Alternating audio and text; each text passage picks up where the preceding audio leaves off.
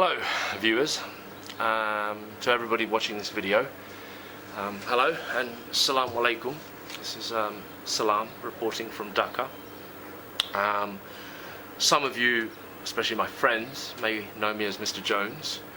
I'm on a journey. I've been on a journey for a couple of months now. About 3 months ago I watched this documentary on mainstream media. It was about acid survivors in Dhaka, in Bangladesh, and it really kind of opened my eyes up a bit and made me think. It also made me really angry as well.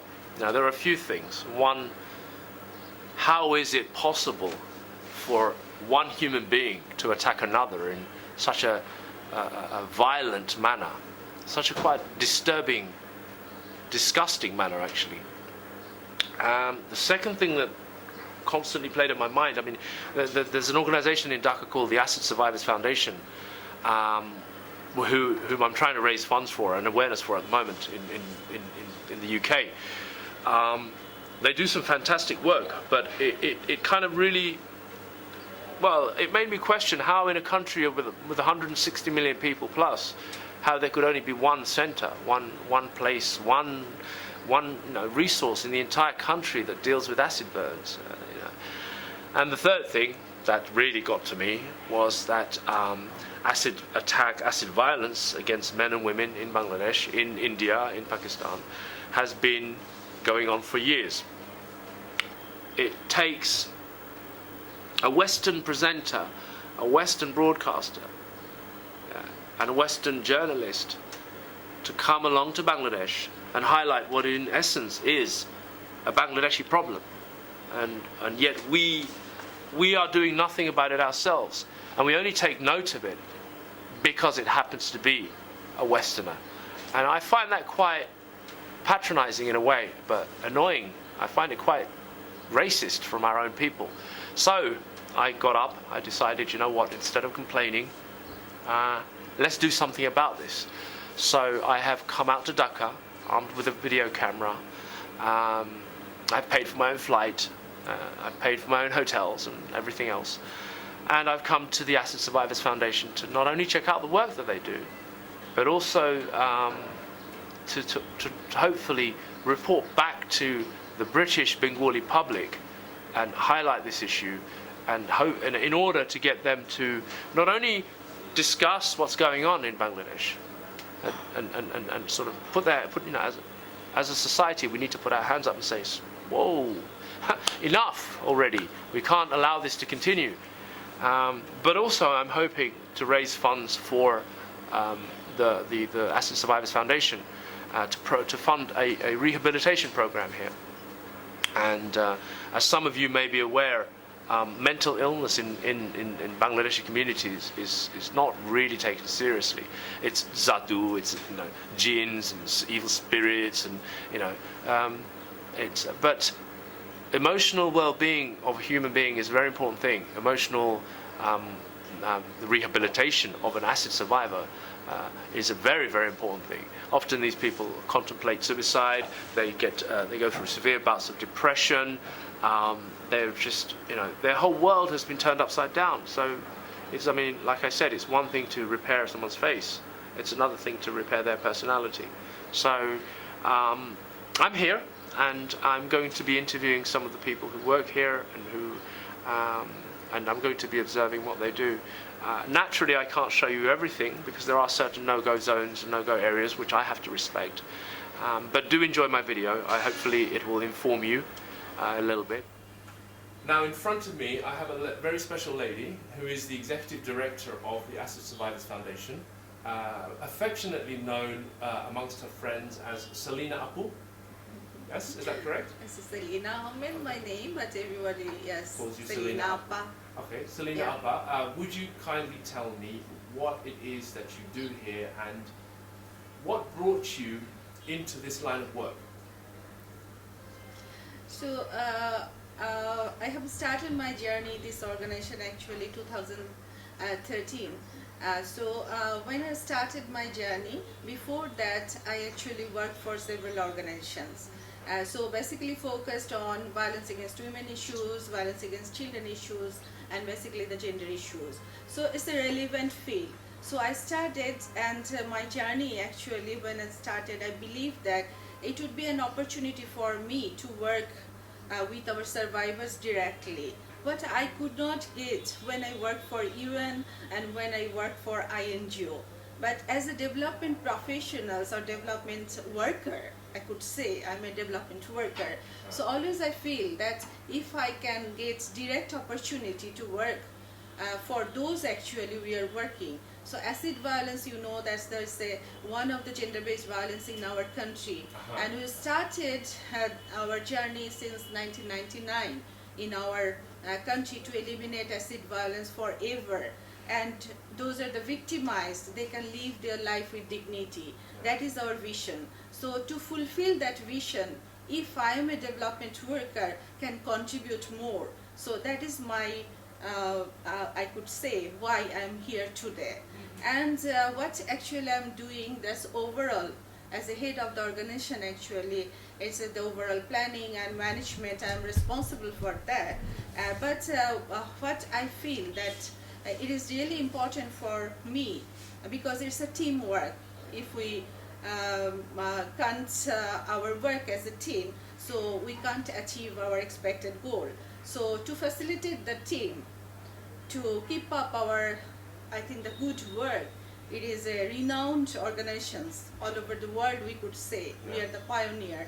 So what's the good work or what we achieved? So we have to keep up that spirit of our good work. So as a worker or as a team member, I always feel proud to be here. I've actually seen and met some of your team, and I have to say, alhamdulillah, I'm very, very impressed with the professional level they're at. I mean, I don't know what I was expecting when I came to Dhaka, but I'm very impressed. You know, I'm impressed with the facilities that you have. The building itself is a great, you know, it may not necessarily be in the best of locations, but it is, you know, it's a beautiful building. It's well managed from what I can see. And the team that you have around you, they're very highly qualified experts in their own field. That's something that I think you really should be proud of. So actually the structure is not all the time the issue. I think, I strongly believe those are the team member. It is that if they are not dedicated, if they are not committed enough, so we can't contribute properly. So you know that it's a challenge for us that everybody, our team member, they can contribute to their effort actually, what they are giving to different interventions. So without dedication, it would not be possible. Okay. Selina Apu, as you know, I am here on a personal journey, to sort of learn more about acid violence, but really more importantly, I'm here to also report back to the British Bangladeshi public and to try to raise the issue of the awareness of acid violence in countries like Bangladesh. As well as I'm trying to do an appeal to help as much as I can. You know, if there is one thing you could say to the British public, if there's anything you would like to convey, a message maybe to the people who are watching this video right now? Definitely, I can say that yes, still we need supports, because it's the cause actually we are addressing. It's a huge challenging cause for us. So you know there's the effect actually what happened. It's a damage biologically, psychologically and socially. If they want to recover their all types of trauma, so they need long support from others also. It's not only money can help, I think the moral support, encouragement, it is also needed. And for Bangladeshi community, the British citizen, and also the other citizen, if I can say that yes, you can support us more, then we can organize ourselves to eliminate this acid violence forever from our country. Also, we need to support, like we have some expertise and we have some experience. We want to share with others and different country. So you can support us to build that linkages. So it is really important for us. We are also trying to focus on that part. if we proved that if we work together, these kinds of violence can be reduced and it can be eliminated.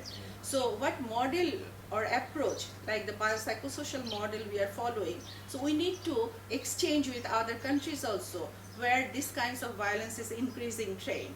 So there should have some linkages program. I think the South Asia region and internationally other country like the Colombian different country, Uganda, it is also increasing. So these types of support I think we can get from you also, from your community. I You am, can I build am, that. I'm more than happy to support you, as you know. Thank you. The other thing, I mean, it's a really interesting point that you raised. From what I've understood, Bangladesh has actually become. I mean, you said the foundation started in 1999. 99. When the acid reported cases of acid attacks was at its highest. It was high. High, and since then you've actually reduced it down. I mean, I think it was like what, it was 1,200 a year or something. 12? No, it was about 500 Okay. a year That's still a when lot of it acid attacks. started. Yeah. But nowadays it's below, I think 80, it's a 74 attack the last year it is happened. That's still So 74 too it's a much. 74, Yeah. 59 attack, the victim is 74. So still is the per year is happening, it's Yeah, not yet yeah, stopped. Yeah. So it is But the commendable thing that I've actually been informed is that there are other Southeast Asian countries are turning to Bangladesh Yeah. for your expertise, Yeah. for your wisdom, Yeah. your experience. Yeah. even. And I think that is something, you know, in a way, it speaks for itself. Yeah. It speaks volumes. It's something definitely to be proud of. You know. Yeah. Is it the similar model actually is following by ASF India, the Assis Survivor Foundation India, Cambodia, Nepal, Pakistan and Uganda, and other countries like from Colombia also, they are seeking our support. So I think it's a model what we are following. It is replicated by other country. But we need to give them more support based on our expertise, based on our experience. So it's a knowledge, as this transformation of our knowledge and experience. It could be the one of the process. Then they can also address these issues very, I think, the effective way. Okay. Well, Selina Apu, thank you very much for your time. Thank You you. have been most generous, and it has been a pleasure talking to you. Thank you. Thank you so much. Hello. হ্যাঁ, Assalamu alaikum. ওয়ালাইকুম আসসালাম। তোমার নাম কি? মনিরা খানম ময়না। আচ্ছা, তুমি acid survivors ফাউন্ডেশনের কাজ করো? জি, কি করো? আমি ওয়ার্ড অ্যাটেন্ডেন্স হিসেবে আছি। Could you ask her how long has been here? কতদিন ধরে এখানে কাজ করছেন? আমি 2009 সাল থেকে এখানে আছি, কিন্তু পার্মানেন্ট হিসেবে আছি 2011 থেকে। Okay. And could you ask her what happened to her? একটু যদি ঘটনাটা একটু বলেন। যদি মাইন্ড আমার ঘটনা হচ্ছে 2003 সালে সেপ্টেম্বরের 6 তারিখ দিনগত রাত্রে।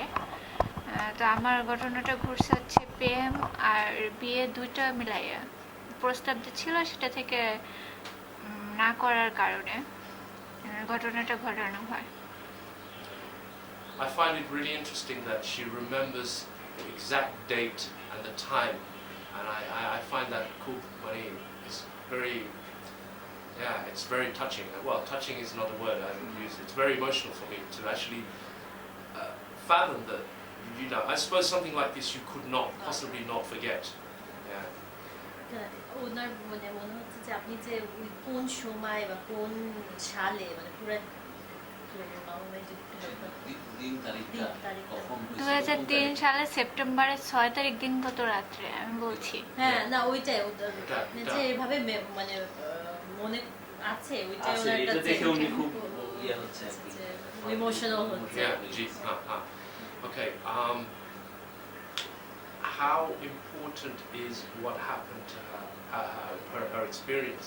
How important is it for in relation to her work? মিলাচ্ছে। মিলাচ্ছি মানে আমি তো আগে এই সম্পর্কে কোনো কিছুই ধারণা ছিল না। আমি যখন এখানে জব করি তার আগে আমাকে ট্রেনিং দেওয়া হয়েছিল। আমি 2009 সাল থেকে 2011 পর্যন্ত আমি রাপুতে কাজ করছি। ওইখান থেকে যখন আমি মানে সব কিছু বুঝছি, তারপরে আমি মেডিকেল ইউনিটে আসলাম। মেডিকেল ইউনিটে এখন যে রুগীটাই আসে তাকে দেখে মনে হয় যে আমিও কোনো এক সময় এরকম পেশেন্ট ছিলাম, আমিও কোনো এক সময় ওদের ভিতর দিয়েই যাওয়া আসা করছি। তো আমার যতটুকু অভিজ্ঞতা হয়েছে আমি ওদেরকে ওইটা মানে বোঝানোর চেষ্টা করি যে এটা একটা টাইমে ঠিক হয়ে যাবে, কিংবা এরকম হবে মাঝে মাঝে, যেটা মানে ভয়ের কিছু না, এরকম টাইপের কিছু আর কি। আর তার উপরে হচ্ছে আমাদের যে কাউন্সিলিং গুলি দেওয়া হয়েছে, যার কারণে এই কাজগুলি করতে আর এখন আর সমস্যা হয় না। Do you enjoy your work here? আপনি কি আপনার এই কাজটা করতে পছন্দ করেন? হ্যাঁ, আমি অবশ্যই এই কাজটা করতে পছন্দ করি, কারণ এই কাজটার ভিতর দিয়ে অনেক কিছু আছে, সেবামূলক জিনিস আছে, যেটা হয়তো বাইরে পাওয়া যায় না। Do you experience much sadness in this job on a daily basis? I mean, how do I explain this? After doing this job for such a time, are you less immune to it, or does it still affect you? মানে এই যে আপনি কাজ করেন, দিন শেষে কি এই যে সার্ভাইভারদের যে তিনি আপনি কাজ করেন পেশেন্টদের নিয়ে, দিন শেষে গিয়ে কি আপনার মনের ভিতরে এটা ইফেক্ট করে কিনা, আপনার কষ্ট লাগে কিনা, এখন নাকি এটা করতে আপনার না, এখন আমার কাজটা করতে খুবই ভালো লাগে, কিন্তু আগে যখন আমি একটা টাইমে একা ছিলাম কিংবা শুরু করছি, তখন খালি ওই জিনিসগুলোই মনে হতো। এখনও অনেক সময় মনে হয় যে আমার পিছনের ঘটনাগুলো অটোমেটিকলি মনে হয়ে যায়, পড়ে যায়। এটা নিয়ে আর এখন ওরকম আগে যেরকম আমি দেখা যেত আমি একা থাকতাম, আমি অটোমেটিকলি কান্না করতেছি, এখন আর ওইটা হয় না যে আমি একা একা কাঁদতেছি। ওই জিনিসটা এখন করে আসতে পারছি, সাফার করে আসতে পারছি। আমি লন্ডন থেকে এসেছি, here from London. I'm trying to raise awareness amongst the British Bangladeshi community about acid violence in Bangladesh. And one of the things that I'm also trying to do is trying to raise money to help support Acid Survivors Foundation, because তারা অনেক খুব ভালো কাজ করে, Acid Survivors Foundation অনেক ভালো কাজ করে। How important is I understand about medical surgery, yeah, physical surgery, আমি বুঝতে পারছি, how important is the mental side, the rehabilitation, the recovery? How important is this to for the acid survivors to rebuild their lives? That's what I need to know. এটার জন্য সচেতনতা করা খুবই জরুরি, কারণ এএসএফ না থাকলে 4,500 সার্ভাইভার মনে হয় না আজ এই পৃথিবীতে বেঁচে থাকতো। কারণ কাউন্সিলিং এমন একটা জিনিস, আমাদের ঘটনা ঘটার পরে প্রায়ই মনে হয় আমরা আত্মহত্যা করি, এবং কয়েকজন এরকম করেও ফেলার চেষ্টা করছে, হয়তো বা ফ্যামিলির সাপোর্টে পারে নাই। এই ফ্যামিলি সাপোর্টটাও আমরা প্রথমত পাই না। এসএফের মাধ্যমে, কাউন্সিলিংয়ের মাধ্যমেই হচ্ছে আমরা ফ্যামিলি সাপোর্টটা পাই। প্রথমে ফ্যামিলি থেকে মেনেই নেওয়া হয় না যে দোষটা হচ্ছে আমাদেরই, আমরা হয়তো বা কোনো কিছুর কারণে এরকম হয়ে গেছি। তো সেই জায়গাটাও এএসএফ কাউন্সিলিং দিয়ে তাদেরকে বুঝাইয়ে পরে আমাদের ফ্যামিলিতে পাঠানো হয়, গ্রহণযোগ্যতা হয়। এমনও আছে সমাজেও আমাদের কাউন্সিলিং করতে হয়, যে সমাজ থেকেও নানান কথা আসে। তো এএসএফ না থাকলে তো এটা আমাদের পক্ষে কখনোই সম্ভব হতো না যে ফ্যামিলিকে বোঝানো, সমাজকে বোঝানো, অন্য মানুষকে বোঝানো, এটা কখনোই আমাদের সম্ভব না। সেই জায়গা থেকে এএসএফকে সাপোর্ট দেওয়াটা সবার কাছে আমাদের আহ্বান, যে সবাই আমাদের পাশে এসে দাঁড়াক, যেভাবেই হোক, যে জায়গা থেকেই হোক।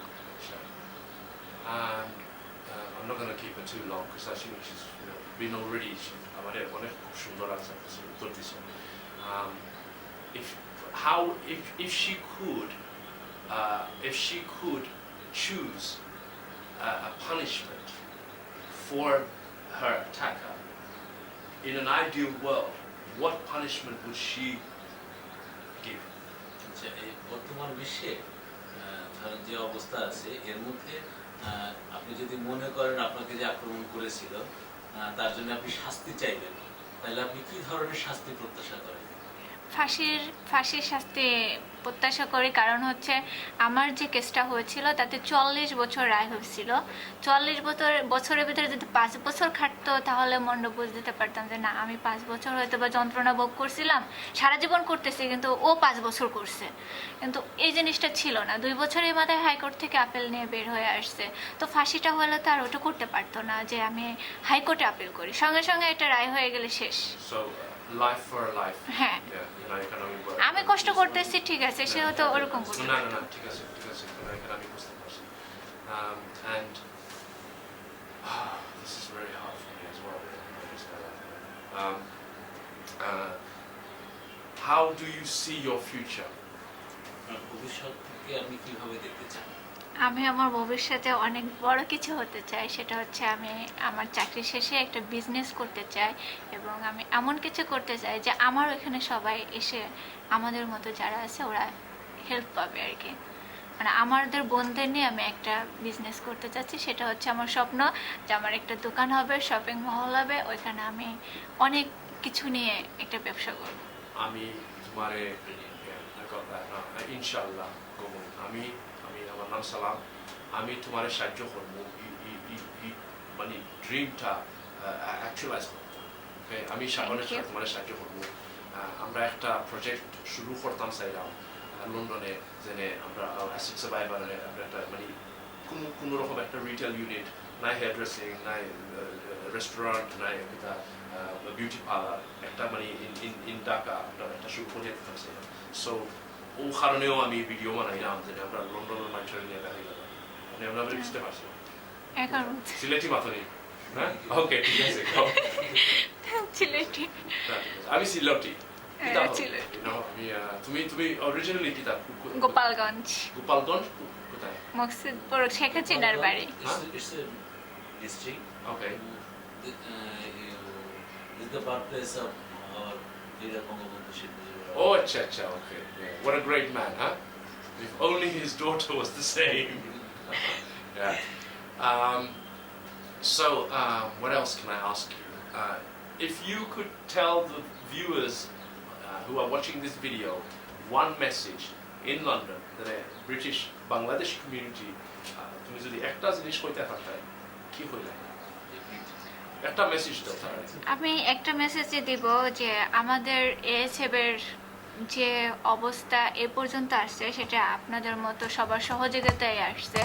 তো এএসএফের সহযোগিতার জন্য আপনাদের মতো আরও অনেকের আগায় আসতে হবে, এবং সবাই জানে আমাদেরকে হেল্প করে, আমাদের মতো যারা আছে তাদের পাশে এসে দাঁড়ায়, আর ভবিষ্যতে যাতে এই ধরনের ঘটনা না ঘটে সেই দিকে লক্ষ্য রাখে। আচ্ছা, আর তোমার আশিটা দিকে রাখো। মাশাআল্লাহ। Okay, thank you. ধন্যবাদ। There you go. Lovely. Okay, right, I need to drop this down because you're a Bangladeshi lady. Yeah. Yeah. Okay, so right, let me zoom out a little bit.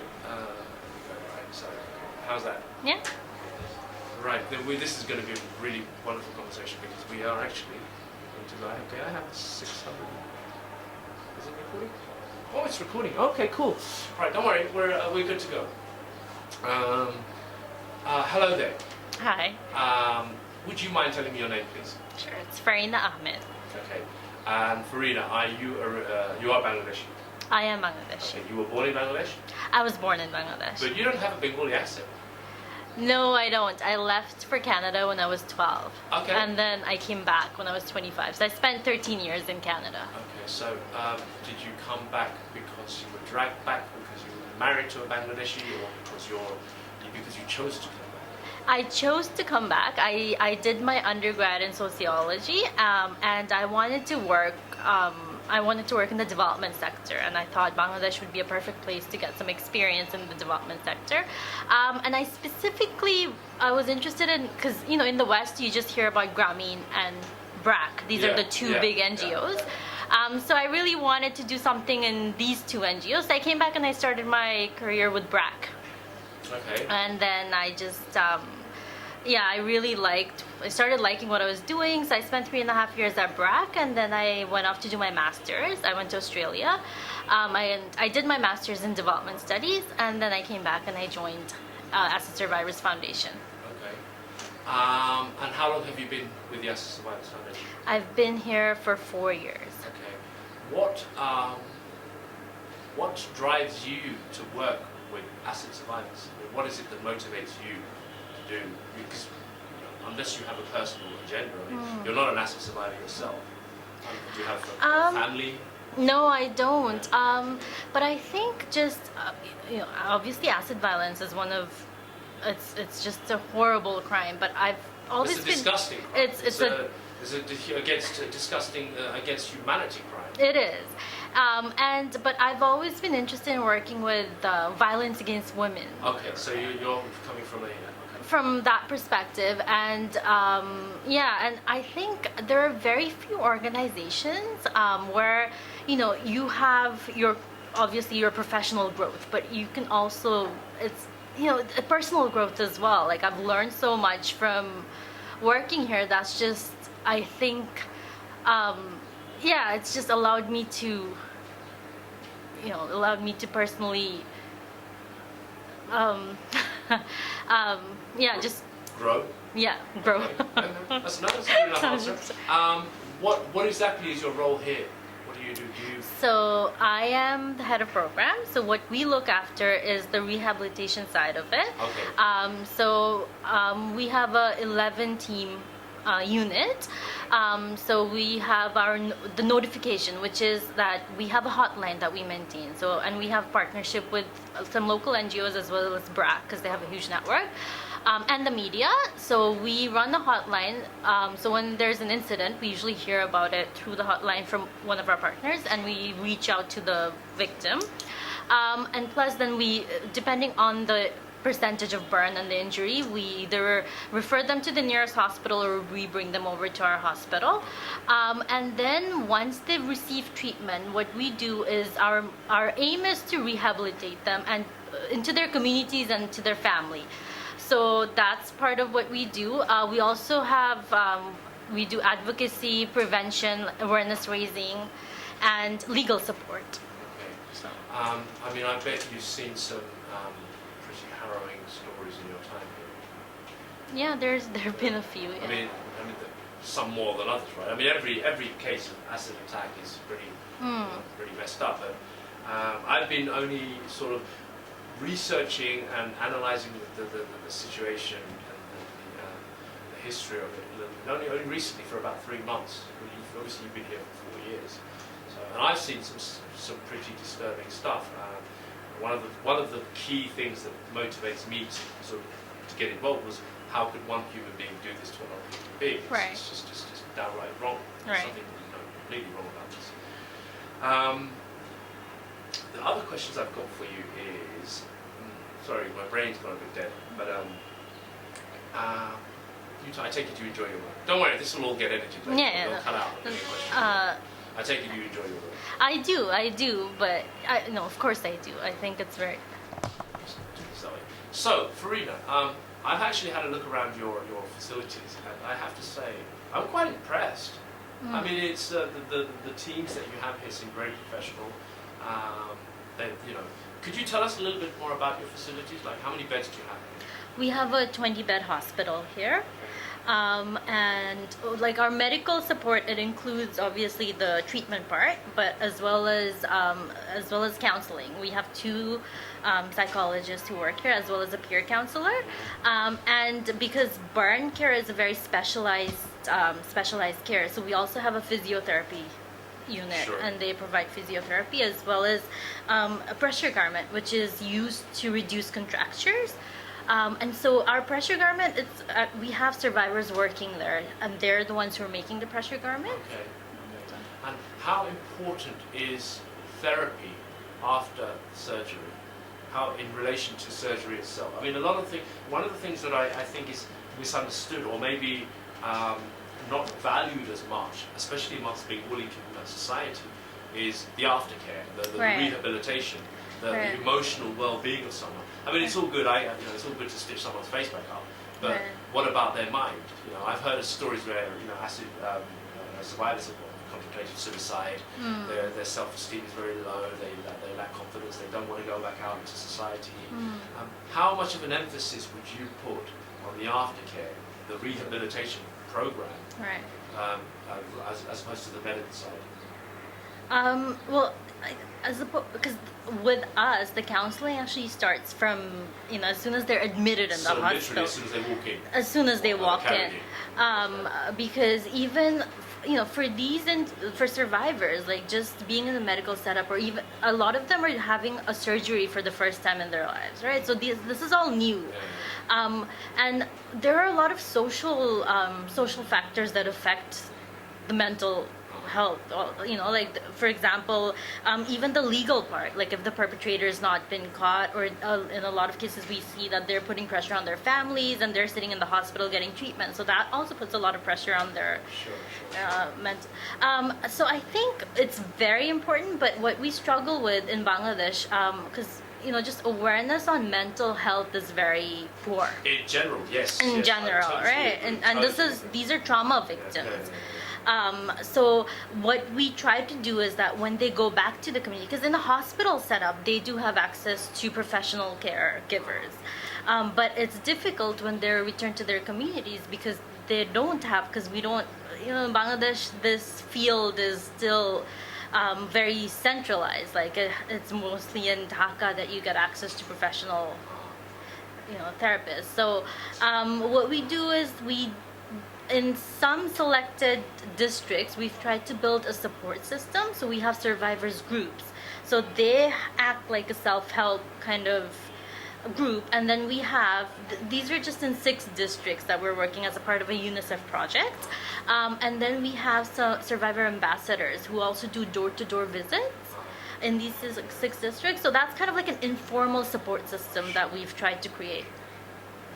Now, as you know, I'm here on a journey. I've learned about acid attacks recently, and I came out to Bangladesh with 2 intentions. One is to document what I see and report back to the British Bangladeshi community in the aim of to raise awareness amongst our members, get us debating, get us questioning why is this being allowed to continue still in Bangladesh, in the modern, to 21st century Bangladesh. Right. And secondly, to raise funds. If you could give me one message to the British public, what would you say? Besides, give us your money.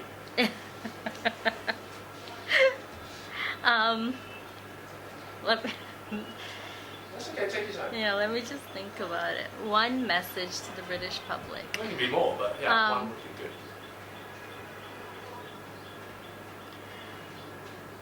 I think what I would say is that there acid violence, and it's something that you don't even really need to sell. Like if you see a picture, like it's so easy to sympathize with, right? It's so visual that you see an effect of what it does to an individual with just one picture.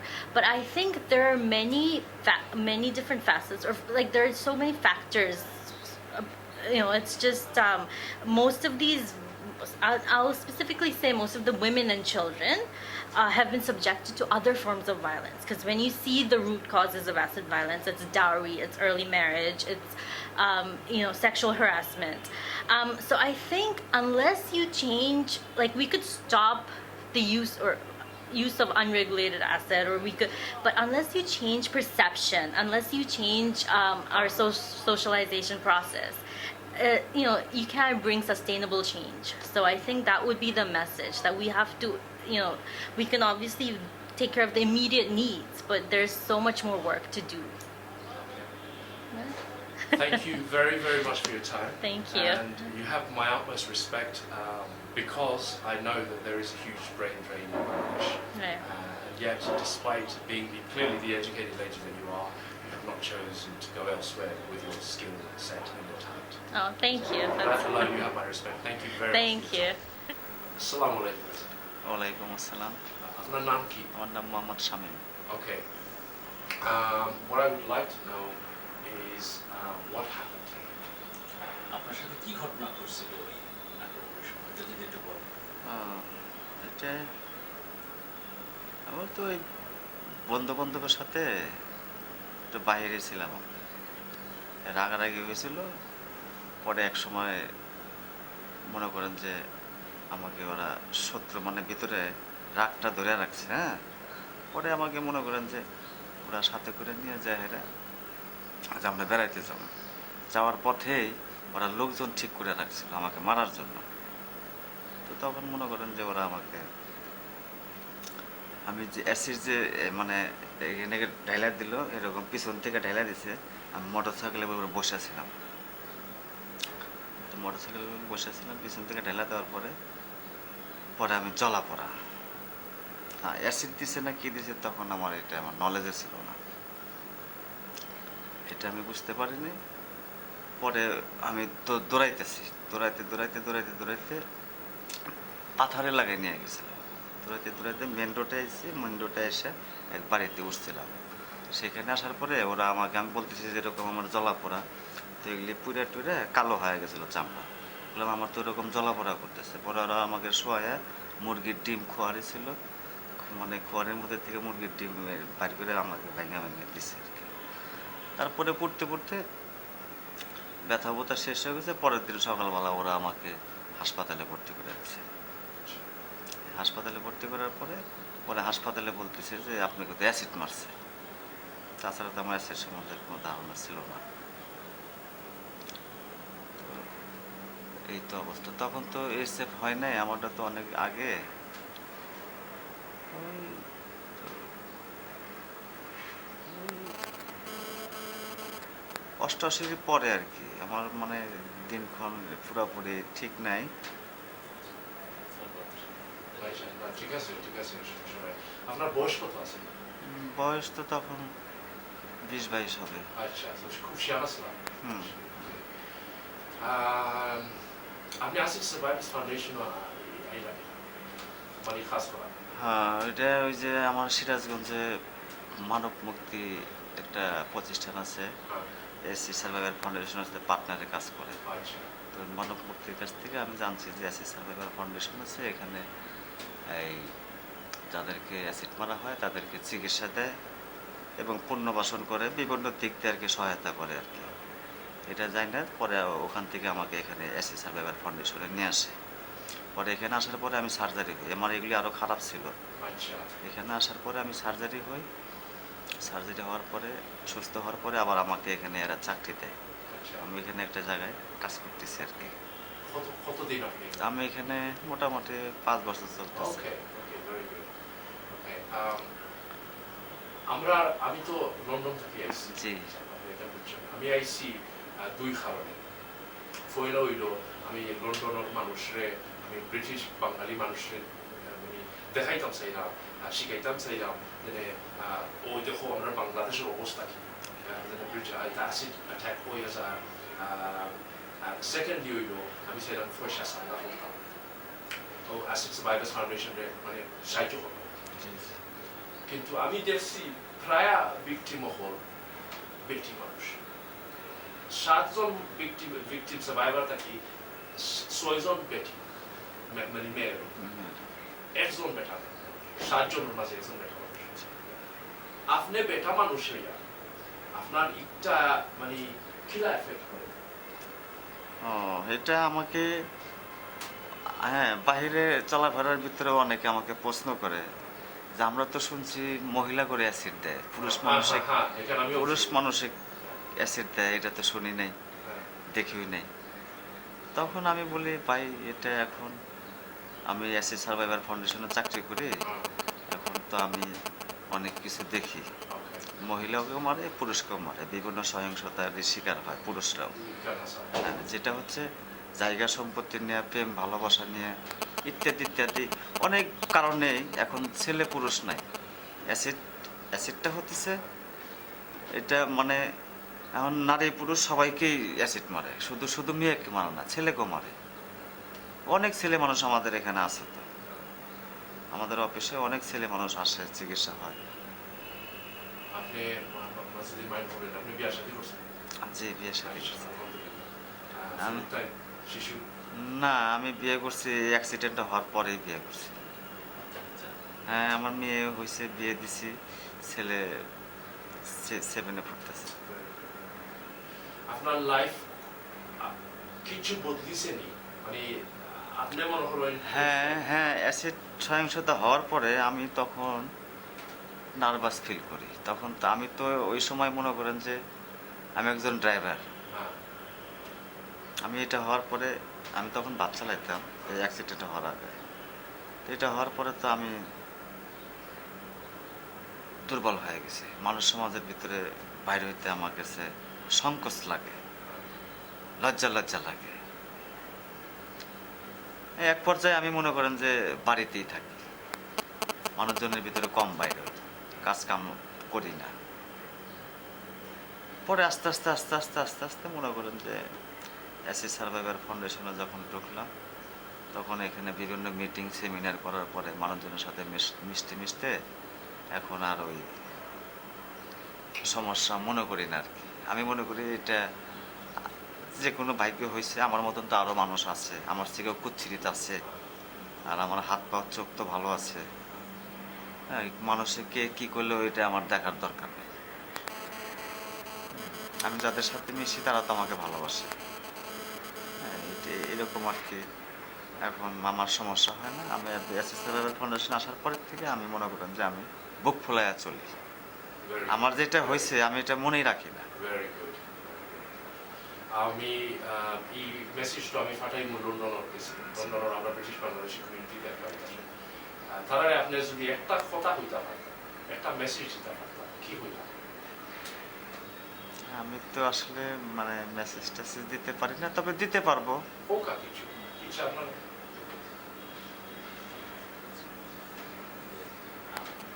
উনি হচ্ছে British ইংল্যান্ডে যেসব বাঙালিরা আছে আচ্ছা আচ্ছা। তাদেরকে উনি আমার ভিডিওটা দেখাবেন না। আপনি তাদের উদ্দেশ্যে কিছু বলতে চান কিনা, এই যে আপনার এই ঘটনা বা বাংলাদেশের যে আক্রমণ বা এই বিষয়গুলো নিয়ে আপনি কিছু বলতে চান কিনা তাদের উদ্দেশ্যে? হ্যাঁ বলতে পারবো, কিন্তু যদি আপনারা একটু শিখাই দেন। আমি মানে যে আমি তো বোঝেন তো, আমি তো গোছায় গেছে। আপনার মনে যেটা চায় যে আপনি ওনাদের উদ্দেশ্যে কি বলতে চান, এখানকার এসিড আক্রমণের ঘটনা বা আপনার জীবন দিয়ে আপনার যে অভিজ্ঞতা, এর ভিত্তিতেই যদি আপনি একটু তাদের উদ্দেশ্যে কিছু বলেন, যে তারা তারা যাতে যাতে বুঝতে পারে যে হ্যাঁ, বাংলাদেশে এই অবস্থা হচ্ছে, এই অবস্থা আছে এখনো, এদের জন্য আসলে কি দরকার, কি দরকার না, এই বিষয়গুলো। হ্যাঁ যেটা বলতে পারবো কিছুটা আমি আমার মনের থেকে যেটা আসে। হ্যাঁ এটা তাহলে এই যেটা হচ্ছে যে আমাদের এখানে যে চিকিৎসা দেওয়া হয় অনেক টাকা পয়সা লাগে। এখন ইংল্যান্ড তো বড়লোক দেশ, ওখানে যারা থাকে তারা যদি আমাদের এই সেবামূলক প্রতিষ্ঠানে বা আমাদেরকে চিকিৎসার জন্য পুনর্বাসনের জন্য তারা যদি একটু সহায়তা করে, তাহলে আমরা আমাদের মতন এই লোকগুলা অনেক উপকৃত হবে আর কি, উপকার পাবে। Faisal, thank you. ধন্যবাদ. Okay. Hello and assalamu alaikum. This is Salam Jones. Where am I? Currently I'm in Canary Wharf in the Docklands in East London, and I have come to see a lady by the name of Dilara Khan. I'm going to let her introduce herself to you and explain what it is she actually does. This is in relation to our collection, our appeal regarding the Acid Survivors Foundation in Dhaka, for which we raised approximately, exactly £3,000. Thank you all to those who donated generously. Whatever amount you gave, alhamdulillah, wonderfully donated. And so today, to finalize this collection and for that an official handover of the money and for transparency purposes, I'm here and I'm recording this. And let me introduce you to Dilara Khan. Good morning. Is it Mrs. Khan? Yeah, Miss. Ms. Khan. Ms. Khan. Ms. Khan. Right. Could you explain to our viewers what it is that you actually do? What do you do? Okay. Thank you, Salam. Assalam said I'm Dilara Khan. I'm involved in a couple of projects or organizations, but mainly, You may need to speak a little bit louder. I'm the founder and president of the British Bangladesh Chamber of Women Entrepreneurs. Today we're in our office at the Canary Wharf. I just wanted to say I think I've kindly received £3,000 from Salam Jones, part of the fundraising for the Acid Survivors Foundation in Bangladesh. Why Salam has chosen to support the acid survivors through myself and one of the charity that I manage is called People Like Us, which is a registered UK charity. What we hope to do is to work, provide fund for a project for the acid survivors to engage them in business activity and for an entrepreneurial business social enterprise. We're hoping to have that up and running by January 2017. So this £3,000 will be going towards that. The overall cost of the project is quite a significant amount. We're thinking of anything between £30,000 to £50,000. That's 15,000. 50. 50,000, 30,000 wow. to £50,000. Okay. That would be the cost of the shop premises, training the acid survivors to do business activities, how to run a business and design, etc. So overall. Okay, so, right. So, for anyone that didn't understand any of that, because I know some of you are not that wonderfully intelligent people. I'm kidding. I'm absolutely joking. Right. Basically, the idea is it's all good to throw money at a project, but if it has no future, it's kind of futile. It's kind of wasting your money, our money. So what we want to do, what we hope to establish is a project that gives a future to acid survivors, if that makes any sense. It instills confidence in them. It gives them training. It gives them some form of education, some skills. Purpose to live. It's a It's purpose. to Yeah. live. One of the things that we've realised about acid survivors is when you go through such a incredibly traumatic experience, it knocks your confidence completely out of your body. You know, you lose the will to live, you lose the will to continue to function, your motivation drops down to zero, which I can imagine, really. I mean, to have something like that happen to you. So anyway, the aim of this project is to then give these survivors in Dhaka, in Bangladesh, the ability, the means to train themselves and to provide for themselves, instilling pride and confidence. So today, the £3,000 that you've given is going into a large pot which we collectively are hoping to use to establish some form of business enterprise, like would you say a hair salon? Clothes boutique. Okay, a clothing boutique. You specifically want a clothing, or you have? Specifically, nothing. We don't have exact type of product, but products that women. So Okay. you know, like Okay. saris, kurtas, things that women would mainly buy, Okay. and then eventually, if the model is successful, to build on that. Okay, inshallah. Okay, well, you have my full support, as I've said before. But anyway, so I'm going to cut it short because it is coming up to 5 minutes now. This is Salam Jones reporting from Docklands, East London. Thank you again to everybody that has donated. It has been incredibly humbling to receive the kind of donations that we did. You know, Salam Jones from Docklands. Assalamu alaikum. Over and out.